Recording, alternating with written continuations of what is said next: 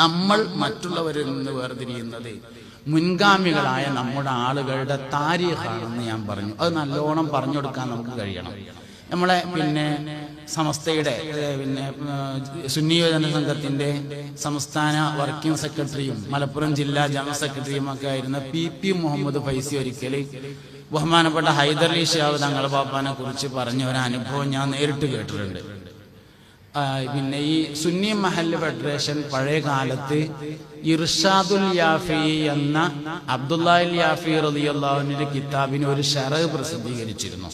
ഒരു സുന്നി മഹല്ല് ഫെഡറേഷന്റെ സാമ്പത്തിക ഇതിനു വേണ്ടിയിട്ടാണ്, കലക്ഷന് വേണ്ടിയിട്ട് പ്രസിദ്ധീകരിച്ചതാണ്.